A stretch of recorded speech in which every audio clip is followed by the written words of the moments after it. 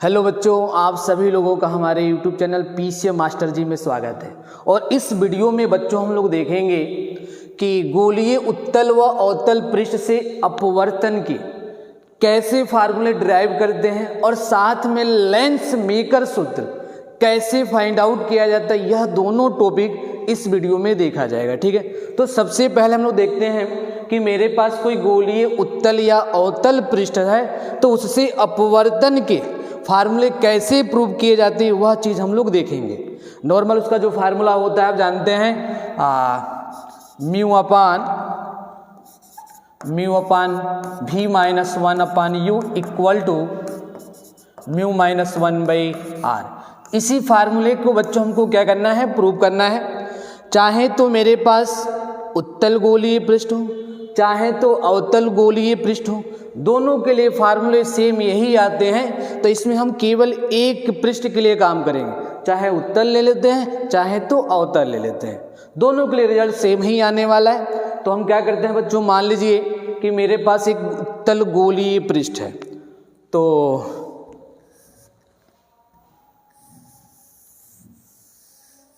हाँ देखिए, मान लीजिए कि मेरे पास यहाँ पर एक उत्तल गोलीय पृष्ठ है, कुछ इस प्रकार है। ठीक है, और इस पृष्ठ का मैं नाम देता हूँ, चलिए यस, और यस डैश दे दिया जा रहा है। और इसका जो प्रिंसिपल एक्सिस है बच्चों यह है, जो इसके अक्ष से जा रही है। और यह जो पॉइंट है बच्चों, इसका पोल है जिसको कैपिटल P से दिखा दिया जा रहा है। ठीक है, यह कांच के गोले का भाग है और इधर हमारा एयर मौजूद है, तो दोनों तरफ अलग अलग मीडियम है। तो हम मान लेते हैं इधर जो मीडियम है उसका अपवर्तनांक जो है μ1 है, और इधर जो सघन माध्यम है उसका अपवर्तनांक हम मान लेते हैं क्या है, μ2 है। ठीक है, अब मान लीजिए कि मेरे पास कोई एक वस्तु है जो इसके मुख्य अक्ष पर मौजूद है। मान लीजिए कि वह वस्तु कहाँ पर है, यहाँ पर कोई एक वस्तु है। इस वस्तु की जो दूरी है बच्चों दिखा दी जा रही क्या, u, यानी पोल से कितनी दूरी पर वस्तु है, u दूरी पर है। अब इस वस्तु का हमको क्या करना है, इमेज बनाना है, वो भी अपवर्तन के केस में। तो हम क्या करते हैं, इस वस्तु से प्रकाश की दो किरण को इस गोलीय पृष्ठ पर भेजते हैं जो हमने उत्तल लिया हुआ है। तो देखिए हम क्या करते हैं, इस पर भेजते हैं ऐसे। तो ये जैसे ही प्रकाश की किरण इस पॉइंट पर जाएगी, इसका क्या हो जाएगा, अपवर्तन हो जाएगा, क्योंकि लाइट इधर विरल में है और इधर कहाँ जा रही है, सघन में जा रही है। और एक बात आप ध्यान रखिएगा, जब भी लाइट विरल माध्यम से सघन माध्यम में जाती है तो वह लाइट अभिलंब की तरफ झुक जाती है। तो अब मैं इस गोलीय पृष्ठ का अभिलंब बनाना चाहता हूँ। तो यह जिस भी गोले का भाग होगा उसके सेंटर, जो सेंटर से जाने वाली लाइन होगी, यानी इसकी जो त्रिज्या होगी इस गोलीय पृष्ठ पर क्या होगी, लंबवत होगी। तो देखिए हम मान लेते हैं कि इसके सेंटर से जाने वाली जो लाइन है बच्चों यह है, पॉइंट C इसको बोल दिया जा रहा है। ठीक है, यह सेंटर से जो जाने वाली लाइन है इस गोलीय पृष्ठ पर बच्चों क्या है, लंबवत है। ठीक है, अब ये जो सॉलिड लाइन हमने भेजा है, मान लीजिए पॉइंट A पे इसका अपवर्तन हुआ, और इस लाइट के जाने का जो डायरेक्शन है बच्चों यह है, ध्यान से देखिए, जाने का डायरेक्शन यह है। लेकिन प्रकाश के अपवर्तन के कारण यह जो लाइट है अभिलंब से कुछ क्या हो जाएगी, दूर हट जाएगी, यानी सही बोल रहे हैं, अभिलंब की तरफ झुक जाएगी, उल्टा हम बोल दिए। ठीक है, यानी बच्चों क्या हो जाएगी, ये प्रकाश की जो किरण है इस अभिलंब की तरफ क्या हो जाएगी, झुक जाएगी, यानी जाने का पथ यह था। तो अब ये जो लाइट है कुछ ऐसे जाएगी। तो इसको मैं बोल देता हूँ क्या, A और B, इस किरण का नाम है A और B। ठीक है, और इस वस्तु से चूंकि भाई एक प्रकाश की किरण कहीं थोड़ा ना जाके इमेज बनाने वाली है, हमको इस वस्तु से दो प्रकाश की किरण भेजनी पड़ेगी। तो हम क्या करते हैं, एक प्रकाश की किरण यहाँ से भेजते हैं। तो और आप जानते हैं कि पोल से जाने वाली लाइट सीधे चली जाती है, वो अपने पास से कहीं डेविएट होगी नहीं। अच्छा, जब वह डेविएट नहीं होगी बच्चों, तो आप यह बताइए क्या यह लाइट बी और यह पी सी जो लाइट इधर जा रही है, क्या ये दोनों लाइट कहीं आगे मिल सकती हैं? यह पॉसिबल ही नहीं है, आगे तो और सेपरेट होती जाएंगी। जब ये आगे और सेपरेट होती जाएंगी, इधर मिलना पॉसिबल नहीं है, तो अब इसको हम क्या करेंगे, ज़बरदस्ती मिलाएंगे। क्या करेंगे, इसको पीछे की तरफ बढ़ाएंगे। अब पीछे की तरफ आप बढ़ाएंगे जब, तो देखिए हम क्या करते हैं, इस सॉलिड लाइन को बच्चों पीछे की तरफ बढ़ाया जा रहा है। अब पीछे की तरफ बढ़ाने पर ये किसी पॉइंट पे जाकर मिलेगी और वहीं पे जाके फाइनल इमेज अपना बना लेगी। ठीक है, इसको भी हमने पीछे बढ़ाया, तो देखिए इस पॉइंट पर जाकर यह सॉलिड लाइन यहाँ पे और इस किरण को पीछे बढ़ाया तो यहाँ पे जाके मिली। तो इस वस्तु का जो इमेज बना है बच्चों, यहाँ बना है, तो इमेज यहाँ बना, तो ये इसको हम भी बोल देते हैं जो इमेज की दूरी है। ठीक है, अच्छा, यह जो आपतित प्रकाश की किरण जो यहाँ पे एंगल बना रहा है, उस एंगल को मैं अल्फा दिखा देता हूँ, और जो इमेज बना है बच्चों उसको मैं बीटा बोल देता हूँ। जो लाइन इस पर नॉर्मल है उसके भी जो एंगल बना उसको मैं क्या बोल देता हूँ, गामा बोल देता हूँ। ये हमने डिफाइन कर दिया। और जहाँ पे प्रकाश की किरण टकराई है यानी इंसिडेंट हुई है, उस पॉइंट से सामने वाली लाइन पर एक नॉर्मल ड्रा कर दिया जाए, जिसको हम बोल देते हैं यम, और इसकी हाइट क्या बोल देते हैं, यच। ठीक है, अब उम्मीद करते हैं कि आपको यह फिगर समझ में आया होगा। एक बार और आप फिगर को समझेंगे, उसके बाद काम इसका बहुत ईजी हो जाएगा। हमने सिंपल बताया कि मेरे पास कोई एक वस्तु है जो मुख्य अक्ष पे मौजूद है ना, जो पोल से कितनी दूरी पर, यू दूरी पर। अब इस वस्तु का इमेज बनाना है तो हम इस वस्तु से दो प्रकाश की किरण भेजते हैं, एक ये जा रही और एक यह जा रही, और ये प्रकाश की किरण इस पॉइंट से अपवर्तन के पश्चात अभिलंब के तरफ झुक गई है। देखिए जाने वाला जो इसका ओरिजिनल पथ है वह डॉटेड लाइन था, लेकिन यह देखिए सॉलिड जो लाइन है कुछ झुका हुआ है अभिलंब की तरफ, ये अभिलंब है, इसका क्या है बच्चों, ये अभिलंब है, झुक गया है। वह लाइट और ये जो लाइट जा रही पी से पास होने वाली, क्या दोनों कभी आगे मिल सकती, यह पॉसिबल नहीं है। जब आगे पॉसिबल नहीं है, हमको इमेज बनाना है, तो हमने क्या किया, इस दोनों को पीछे बढ़ाया। जब पीछे बढ़ाया तो ये जाके यहाँ पे पॉइंट आई पे मिली, तो इसका फाइनल इमेज हमको यहाँ पे मिला, और इमेज की दूरी हमने भी बोल दिया। ठीक है बच्चों, अच्छा, अब हम आगे काम करते हैं इसके लिए। चलिए देखिए, हाँ, अब थोड़ा हम एंगल डिफाइन कर देते हैं कि आपतन कोण कितना होगा, इसका अपवर्तन कोण कितना होगा। ठीक है, तो देखिए हम जानते हैं कि जब भी प्रकाश की किरण एक माध्यम से दूसरे माध्यम में जाती है तो अभिलंब और आपतित किरण के बीच जो एंगल बनता है आई बनता है, और अभिलंब और निर्गत किरण जो है अपवर्तित किरण है उसके भी जो एंगल बनता है आर बनता है। उसी हिसाब से यहाँ पर देखिए ये हमारा क्या हो गया, अभिलंब हो गया, और ये आपतित प्रकाश की किरण हो गई। ठीक है, तो देखिए आपतित प्रकाश की किरण और अभिलंब के बीच जो एंगल बनेगा बच्चों उसको हम क्या बोलेंगे, आई बोलेंगे, यानी एंगल क्या है, ये आई है।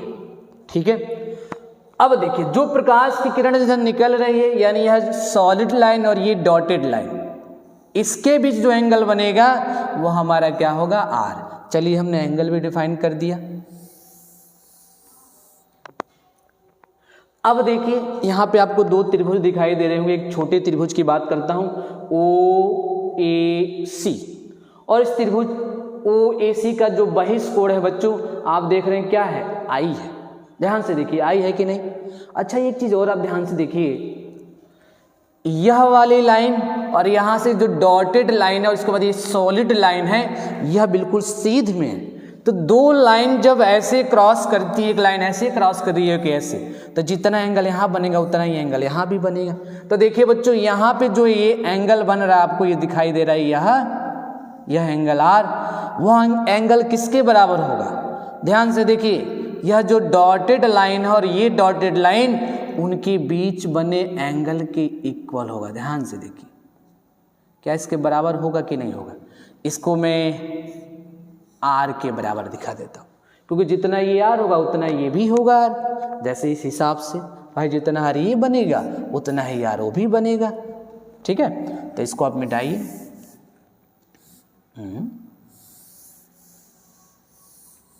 हाँ, बहिष्कोण हमको दिखाई दे रहा है कि जो त्रिभुज ओ ए सी, इसका बहिष्कोण क्या है हमारा, ये आई है। ठीक है, तो देखिए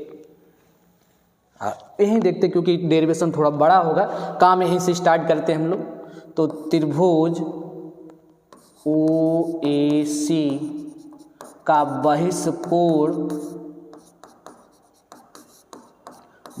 बच्चों क्या है, देखिए ओ ए सी का बहिष्कोण ये बड़ा वाला क्या है, आई है, आई है।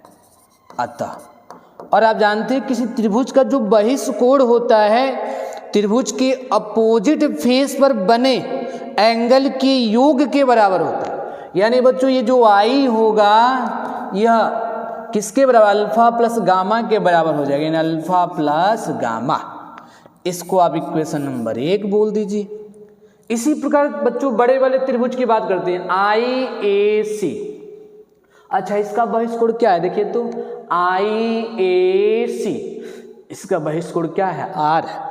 देखिए यह डॉटेड लाइन यहाँ से सॉलिड लाइन के सीध में है, तो बीटा और गामा का जो बहिष्कोण होगा बच्चों आर होगा। ठीक है, तो देखिए त्रिभुज क्या है हमारा, आई ए सी का बहिष्कोण जो है क्या है, आर है। अतः क्या हो जाएगा, r equal to beta plus gamma ना, बीटा प्लस गामा। इसको आप इक्वेशन नंबर क्या बोल देंगे, आप सेकंड बोल देंगे। ठीक है, अब बच्चों हम बात करते हैं, हाँ हमने आई और आर का मान निकाल दिया। अब मैं बच्चों स्नेल का नियम अप्लाई करता हूं। ठीक है, तो देखिए स्नेल के नियम से, और स्नेल का नियम आपको पता है क्या होता है, साइन आई बटे साइन आर, और जो किसके बराबर होता है, माध्यमिक के सापेक्ष माध्यम 2 के अपवर्तनांक के। और माध्यमिक के सापेक्ष माध्यम 2 के अपवर्तनांक को मैं ऐसे लिख सकता हूँ, और चाहे तो हम इसको ऐसे भी लिख सकते हैं, μ2 बटे μ1। इसको भी वही चीज पढ़ा जाएगा, माध्यमिक के सापेक्ष माध्यम 2 का अपवर्तनांक। अब बच्चों एक कंडीशन यह है कि यह जो हमने गोलीय पृष्ठ जो उत्तल हमने लिया है, अब मान लीजिए इसका डायमीटर जो है व्यास वो बहुत छोटा हो जाए, तो उस केस में जो हमारे अल्फा बीटा गामा और आई आर जो बन रहे यह एंगल भी क्या हो जाएंगे, छोटे हो जाएंगे। तो देखिए कंडीशन, यदि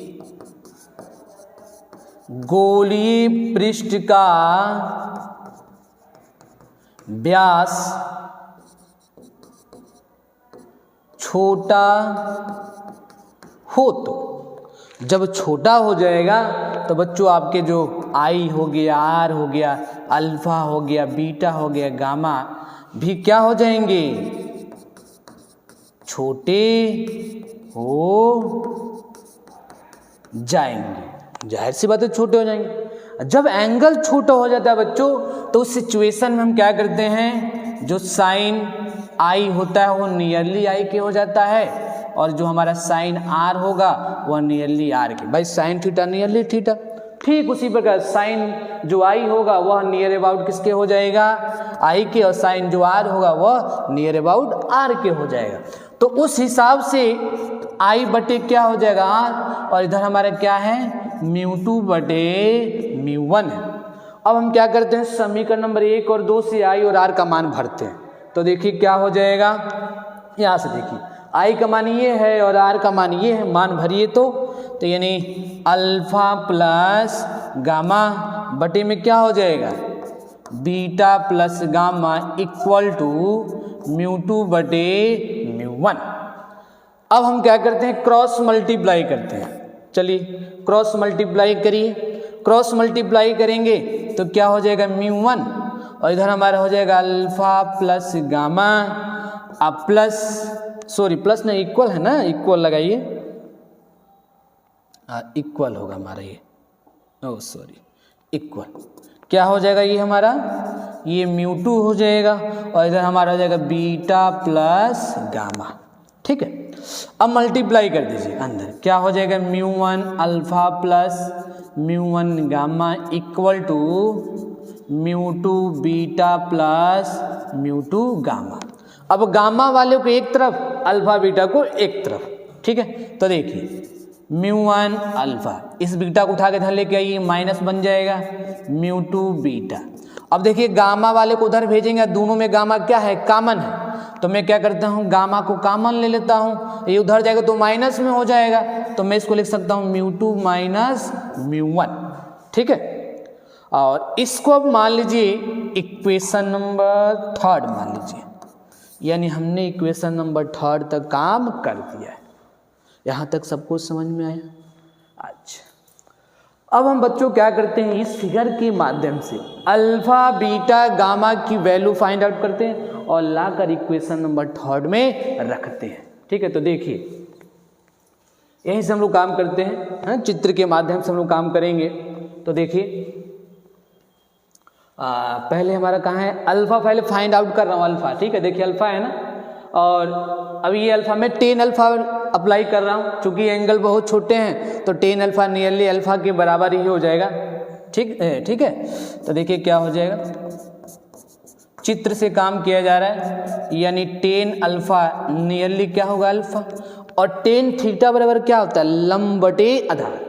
तो देखिए थीटा के सामने की भुजा क्या हो गई, ये लंब हो गई, यानी क्या हो जाएगा हमारा ये यच हो जाएगा, लंब बटे आधार। आधार के रूप में बच्चों क्या है, u है।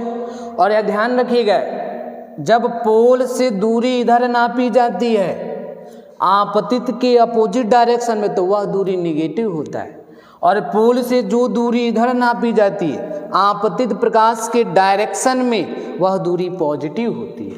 तो देखिए यह दूरी हम आधार जो है निगेटिव डायरेक्शन में जा रहे हैं नापते हुए, तो क्या हो जाएगा माइनस का u हो जाएगा। ठीक है, इसी प्रकार बच्चों हम क्या करेंगे, tan बीटा फाइंड आउट करते हैं। tan बीटा जो नियरली क्या हो जाएगा, बीटा हो जाएगा, और कितना होगा, बीटा ये है ना, तो थीटा के सामने भुजा लंब यानी यच, और आधार के रूप में यहाँ से यहाँ तक की दूरी माइनस भी हो जाएगा। ठीक है, और इसी प्रकार हम लोग क्या करते हैं, अब tan गामा फाइंड आउट कर लेते हैं। तो गामा कहाँ है हमारा, ये है। ठीक है, अपना इसके सामने भुजा लंब हो गई, यानी क्या हो जाएगा, यच हो जाएगा, और यहाँ से यहाँ तक की दूरी किसके बराबर होगी, देखिए यहाँ से यहाँ तक की दूरी क्या है, यह तो रेडियस के बराबर होगा ना, जो क्या होगा, कैपिटल R होगा। और यह दूरी पोल से नापेंगे, जब इधर जाएंगे तो वह दूरी पॉजिटिव होगा, तो मैं क्या लिख सकता हूँ, h/r लिख सकता हूँ।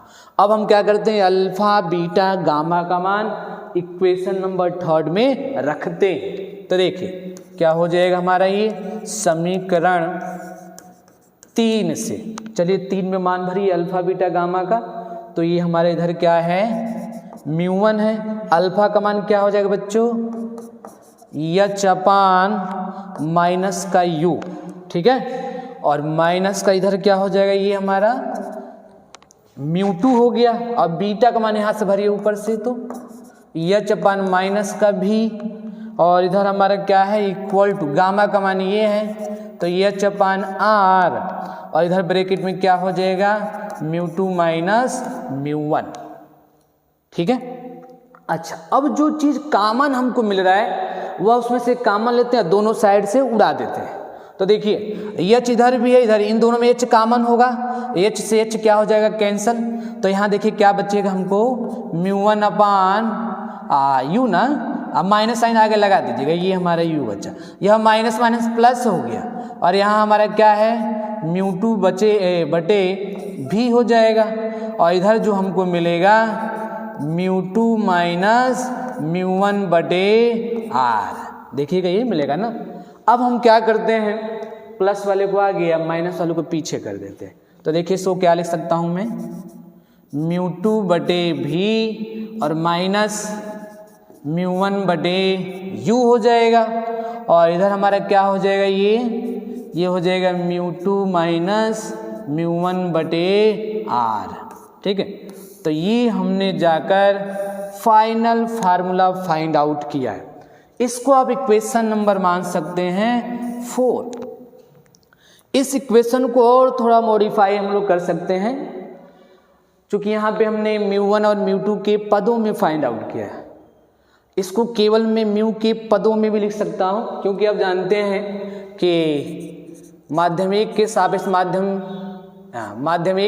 माध्यम 2 के अपवर्तनांक को मैं केवल म्यू भी लिख सकता हूँ यदि आपका पहला माध्यम एयर हो, दूसरा माध्यम मान लीजिए क्या है, कोई भी मीडियम यानी कांच हमने माना है पे कांच हो, तो उस केस में मैं इसको म्यू के बराबर भी बोल सकता हूँ। तो यह जो इक्वेशन है बच्चों, मैं क्या करता हूँ, इस इक्वेशन के अंश में दोनों साइड में हम क्या करते हैं, μ1 से भाग दे देते हैं। भाई दोनों साइड में देंगे तो मान में कोई परिवर्तन होगा नहीं, तो हम क्या करते हैं, दोनों साइड में भाग देते हैं। तो देखिए क्या यहाँ पे लिख देते हैं हम लोग, μ1 से भाग देने पर अंश में दिया जा रहा भाग, ठीक है। जब अंश में भाग देंगे बच्चों तो क्या हो जाएगा, ये μ2 बटे μ1 हो जाएगा, और डिवाइड में हमारा क्या है, ये भी है, और इधर हमारा क्या, देखिए यहाँ भी डिवाइड देंगे तो कट जाएगा ये, तो 1 सॉरी इक्वल है ना, इक्वल नहीं है, ये इक्वल नहीं है, हाँ ये कट जाएगा, μ1 से μ1 कट जाएगा, तो 1 अपन क्या हो जाएगा, ये माइनस साइन मत छोड़िएगा, माइनस साइन यहाँ पर है, ठीक है। देखिए तो माइनस साइन छूट जा रहा है बार बार, माइनस है, ठीक है। ये μ1 तो कट गया, यानी 1 अपन क्या हो जाएगा u, और इधर देखिए तो इधर भी भाग देंगे तो क्या हो जाएगा, ये μ2 बटे μ1, ये कट जाएगा तो माइनस का 1 हो जाएगा, और डिवाइड में बच्चों क्या हो जाएगा r। और अभी हमने बताया कि माध्यम 1 के सापेक्ष माध्यम 2 के अपवर्तनांक को आप म्यू भी लिख सकते हैं, तो यह फार्मूला हम ऐसे भी लिख सकते हैं, म्यू क्या हो जाएगा, ये mu upon v minus 1 upon u equal to mu minus 1 by r. Very very important formula हमने ये ड्राइव कर दिया, और यह एक लॉन्ग क्वेश्चन बच्चों बनता है, ठीक है। इसका डेरिवेशन यदि पूछेगा तो आपको कम से कम 5 नंबर में पूछेगा। वह फाइनल रिजल्ट हमने फाइंड आउट कर लिया है, mu upon v minus 1 upon u equal to mu minus 1 by r, ठीक है। तो बच्चों इसे आप नोट कर लेंगे पूरा, ठीक है। मैं साइड हट जाता हूँ, क्योंकि इसी में एक और हमको डेरिवेशन देखना है, लेंस मेकर फार्मूला, इसे नोट कर सकते हैं आप, स्क्रीनशॉट भी ले सकते हैं। चलिए अब हम लोग लेंस मेकर सूत्र देखते हैं, ठीक है। लेंस मेकर सूत्र, स्लाइड क्यों नहीं बढ़ रही है, हाँ तो आप हेडिंग लगा लेंगे, लेंस मेकर सूत्र। वेरी वेरी इंपॉर्टेंट यह डेरिवेशन होगा, ठीक है। लेंस मेकर सूत्र का डेरिवेशन या उससे न्यूमेरिकल, यह फिक्स है, आना ही आना है, ठीक है बच्चों। इस यह अपने माइंड में आप 100% बना के में चलिए कि यह क्वेश्चन आपके पेपर में आना ही आना है, ठीक है। तो समझते हैं कि लेंस मेकर सूत्र कैसे प्रूव करते हैं। तो बच्चों मान लीजिए कि मेरे पास एक पतला लेंस है, ठीक है, जो निर्वात में रखा गया है। तो पतले लेंस के लिए हम लोग काम करते हैं, यह मेरे पास लेंस है,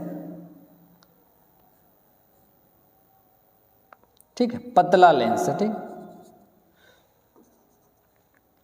और इसका यह प्रिंसिपल एक्सिस है, ठीक है। और इसकी थिकनेस चलिए मान ली जा रही क्या है, स्मॉल टी है, जो मोटाई है स्मॉल टी मान ली है। और चूंकि यह 2 गोलीय पृष्ठों से मिलकर बना हुआ है लेंस बच्चों, तो मैं इसका यह पॉइंट P1 पोल बोल देता हूं, और इस पॉइंट को क्या बोल देता हूं, P2 पोल बोल देता हूं, ठीक है। अच्छा अब मान लीजिए बच्चों कि इस लेंस के सामने कोई एक वस्तु है जो यहाँ पर है, एक वस्तु क्या है, यहाँ पर है, और मैं इस वस्तु का इमेज इस लेंस से अपवर्तन के पश्चात बनाना चाहता हूँ। चलिए वस्तु की दूरी आपको दिखा दी जा रही, P1 से जो है U दूरी पर है। अब मैं क्या करता हूँ, इससे प्रकाश की किरण को भेजता हूँ, और इस पॉइंट पे प्रकाश की किरण क्या करेगी, टकराएगी, और टकराने के बाद उसका क्या हो जाएगा, अपवर्तन। अब हम विचार करते हैं कि मान लीजिए यह वाला गोलीय पृष्ठ नहीं होता तो यह प्रकाश की किरण कुछ इस प्रकार जाते हुए इस पॉइंट पर अपना इमेज बना देती। अभी मैं सेकंड सरफेस का विचार नहीं कर रहा हूं, ठीक है। इसको मैं सॉलिड से दिखा देता हूं, इसके भीतर जो लाइट है सॉलिड से, चलिए दिखा दीजिए। या यदि यह वाला सरफेस लेंस का नहीं होता तो प्रकाश की किरण यहाँ टकराती और इमेज जाके यहाँ पे बनाती, और जब इमेज यहाँ पे बनता तो ये P1 यानी इस वाले सरफेस के द्वारा बन रहा है, तो इसकी दूरी हम मान लेते हैं V', और जो इमेज बना है बच्चों उसको मैं बोल देता हूँ Y', ठीक है। अच्छा, अब जो ये इमेज यहाँ बना है, अब यह इमेज ये सेकंड वाले सरफेस के लिए आभासी वस्तु का काम करेगा, और फाइनल इमेज बच्चों यह हमारा सेकंड सरफेस बनाएगा। ये दूसरा वाला जो गोलीय पृष्ठ है यह बनाएगा। कैसे बनाएगा देखिए। अब देखिए प्रकाश की किरण को जब इससे अब अपवर्तन पर हम विचार करते हैं, इसके अपवर्तन पर, अब प्रकाश की किरण सघन से विरल में जाएगी तो जाहिर सी बात है कि वह प्रकाश की किरण अविलंब से दूर हटेगी, और दूर हटेगी तो बच्चों वह प्रकाश की किरण कुछ आपको बेंड होती हुई नजर आएगी, यानी कहीं यहाँ पर वो कट करेगी, ठीक है। इस पॉइंट पर वो प्रकाश की किरण कट करेगी।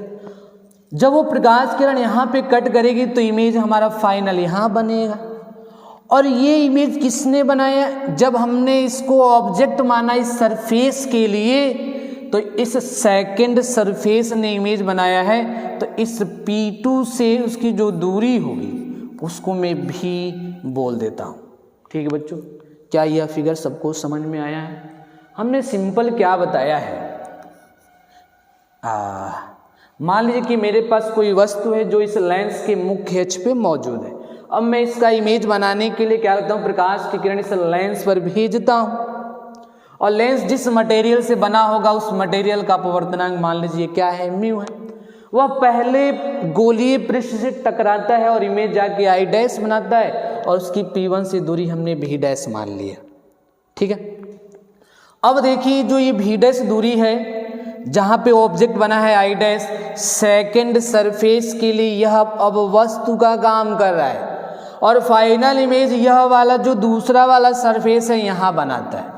प्रकाश की किरण को अविलंब से दूर कर दिया और प्रकाश किरण यहाँ पे जाके बैंड हुई, ठीक है। तो यहाँ पे फाइनल इमेज बच्चों हमको क्या होता है, मिलता है, जिसको हमने क्या बोल दिया भी, चूंकि यहाँ से यहाँ तक की दूरी क्या मानी गई, भी मानी गई। अब हम क्या करते हैं, जो लेंस के लिए गोलीय चाहे उत्तल पृष्ठ का हो चाहे अवतल पृष्ठ का हो, अपवर्तन वाला फार्मूला दोनों सरफेस के लिए अप्लाई करते हैं, ठीक है। तो देखिए इधर इसको मिटा दीजिए और इसको इधर मिटा दीजिए, कोई मतलब नहीं। चलिए अब हम लोग अप्लाई करते हैं गोलीय पृष्ठों का जो अपवर्तन का फार्मूला है दोनों सरफेस पर अप्लाई करेंगे, ठीक है। तो देखिए प्रथम गोलीय पृष्ठ पर अपवर्तन के सूत्र से, ठीक है।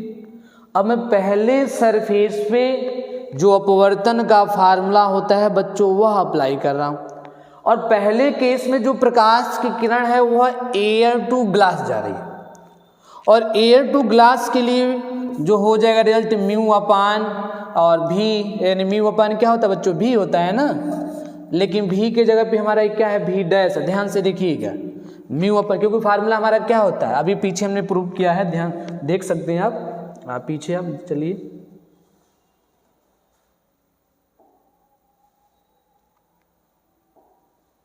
हाँ देखिए म्यू अपान भी -1 upon u equal to mu -1/r, ये हमने फार्मूला भी प्रूव किया है। तो क्या हो जाएगा हमारा ये, देखिए म्यू अपान भी के जगह पे हमारा भी डैश, क्योंकि इस ऑब्जेक्ट का जो इमेज बना है भी डैश दूरी पर बना हुआ है, माइनस 1 अपान यू, वस्तु की दूरी क्या है बच्चों, u है, ठीक है, equal to mu minus 1 by क्या हो जाएगा r1। चूंकि बच्चों यह दो गोलीय पृष्ठों से मिलकर बना है लेंस, तो मैं इस गोलीय पृष्ठ की वक्रता त्रिज्या r1 बोल देता हूं और इस गोलीय पृष्ठ की वक्रता त्रिज्या बच्चों क्या बोल देता हूं, r2 बोल देता हूं। तो यह r1 हमारे इधर है, तो इसलिए r1 इसको हमने बोल दिया, ठीक है। इसको आप क्या बोलिए, इक्वेशन नंबर 1 बोल दीजिए, ठीक है। अच्छा, अब हम लोग क्या करते हैं, अब सेकंड सरफेस पर अपवर्तन का फार्मूला अप्लाई करते हैं। तो देखिए, दूसरे गोलीय पृष्ठ पर अपवर्तन के सूत्र से, और सेकंड जब सरफेस पर फार्मूला फाइंड आउट करेंगे अपवर्तन का, तो अब प्रकाश की किरण जो बच्चों है वह हमारा कांच से एयर में जा रही है, तो अपवर्तनांक की वैल्यू इनवर्स हो जाएगी। जब एयर टू ग्लास गई तो म्यू, अब हमारा ग्लास टू एयर जाएगा तो 1 अपान म्यू, यानी क्या हो जाएगा बच्चों, ये 1 अपान म्यू और डिवाइड में म्यू 1 अपान म्यू अपान भी होता है, तो भी के जगह पे हमारा भी ही है, उधर सही है, भी हो गया, और माइनस 1 अपान यू। अच्छा, यू की दूरी कितनी, तो हमने बताया कि यहाँ से यहाँ तक की यह जो दूरी है वस्तु का काम कर रहा है, तो इस भी डैश में से बच्चों ये जो लेंस की मोटाई है उसको माइनस कर देते हैं। अरे भाई, यह जो भी डैश है जो यहाँ पे बना है, इस सेकंड सरफेस के लिए वस्तु का काम कर रहा है, तो वस्तु की दूरी हम यहाँ से बताएंगे ना, तो वह दूरी कैसे निकल पाएगी, जब यह दूरी हमको बताना है तो यहाँ तक की दूरी भी डैश है, उसमें से यदि t निकाल दिया जाए तो यह वस्तु की दूरी हमको पता चल जाएगी। तो क्या लिख सकते हैं हम लोग, भी डैश माइनस टी, ये एक्चुअल में लिखा गया है, और वस्तु की दूरी equal to mu minus 1 by r, यानी म्यू की जगह पे 1 अपान म्यू माइनस 1 बाई क्या हो जाएगा, r2 हो जाएगा, ठीक है बच्चों। अच्छा, अब इसको हम थोड़ा सिंप्लीफाई करते हैं। चूंकि लेंस कैसा है, पतला है, अब पतले होने की कंडीशन थोड़ा अप्लाई कर ली जाती है। चूंकि लेंस पतला है तो उस स्थिति में जो भी डैश माइनस टी है वो नियरली क्या माना जा सकता है, भी डैश माना जा। भाई पतला लेंस है तो मोटाई कोई बहुत मायने रखेगी नहीं, तो नियर अबाउट भी डैश के बराबर मान सकते हैं। तो यहाँ से देखिए तो ये भी पलट के ऊपर जाएगा, ठीक है, तो क्या हो जाएगा 1 अपान म्यू अपान भी हो जाएगा, और माइनस 1 अपान ये क्या हो जाएगा हमारा भी डैश हो जाएगा। इधर देखिए ये क्या हो जाएगा, क्रॉस मल्टीप्लाई कर दीजिए तो 1 माइनस, और इधर हमारा ये क्या हो जाएगा म्यू, और डिवाइड में ये म्यू बाई r2 हो जाएगा। अब हम क्या करते हैं, इसमें जो कॉमन है वो कॉमन लेते हैं। हम क्या करते हैं, म्यू जो है कॉमन लेते हैं, ठीक है, और कॉमन लेके इस म्यू से म्यू को उड़ा देते हैं, तो देखिए क्या हो जाएगा, कॉमन लेते हैं हम लोग 1 अपान म्यू, जब कॉमन चला जाएगा तो यहाँ पे 1 अपान भी हो जाएगा, अब माइनस, जहाँ पे है ही नहीं तो वहाँ पर हमको म्यू से क्या करना पड़ेगा, मल्टीप्लाई करना पड़ेगा, यानी यहाँ क्या हो जाएगा म्यू हो जाएगा, म्यू अपान भी डैश हो जाएगा, ठीक है, और इधर हमारा क्या है 1 माइनस म्यू और म्यू इंटू r2। अब देखना म्यू से म्यू क्या हो गया, कैंसिल हो गया, यह तो कैंसिल हो गया। अब बचा हमारे पास क्या 1 upon v minus mu upon v dash equal to 1 minus mu by r2। अब इसको हम मानेंगे इक्वेशन नंबर 2, ठीक है बच्चों। यह हमने क्या किया है, सेकंड सरफेस से जो अपवर्तन हो रहा है उसके लिए हमने फार्मूला अप्लाई किया और हमको ऐसा रिजल्ट मिला। अब बच्चों हम क्या करते हैं, इक्वेशन नंबर 1 और 2 को जोड़ते हैं। ठीक है, तो देखिए समीकरण 1 व 2 को जोड़ने पर, चलिए जोड़ा जाए। तो जोड़ेंगे तो इधर हमारा क्या है, mu upon v dash minus 1 upon you है, और इधर क्या हो जाएगा प्लस 1 अपान भी और माइनस का u upon v dash equal to, इधर क्या है, इधर हमारा म्यू माइनस 1/r1 है, अब प्लस ये जोड़ा जा रहा है तो क्या हो जाएगा 1 माइनस, अब म्यू है ना, 1 माइनस म्यू, यानी 1 माइनस ये हमारा हो जाएगा म्यू, कहाँ गया ये 1 माइनस म्यू, और डिवाइड में बच्चों क्या हो जाएगा हमारा r2 हो जाएगा। ठीक है, अब जो नंबर कट रहा है काट दिया जाए, तो देखिए तो यह नंबर इससे कैंसिल हो जाएगा, प्लस वाले को आगे, तो 1 upon v minus 1 upon u equal to, इसमें हम क्या करते हैं म्यू माइनस 1 को कॉमन ले लेते हैं। ठीक है, और इसमें भी हम क्या करते हैं माइनस करके कॉमन लेंगे तो म्यू माइनस 1 ये भी बन जाएगा, तो हम ऐसा करते हैं म्यू माइनस 1 को बाहर निकाल देते हैं, तो यहाँ पे 1 अपान r1 हो जाएगा। तो यहाँ पर देखिए 1 माइनस म्यू है, तो जब इसमें माइनस कॉमन लिया जाएगा तो ये भी म्यू माइनस 1 बन जाएगा, और बनाकर इसको कॉमन कर दें तो यहाँ पे चिन्ह बदल जाएगा, तो 1 अपान r2 हो जाएगा। ठीक है, हाँ यह एक फार्मूला बच्चों हमने लेंस मेकर का फाइंड आउट किया है, और आप जानते हैं अब एक कंडीशन अप्लाई करते हैं हम लोग।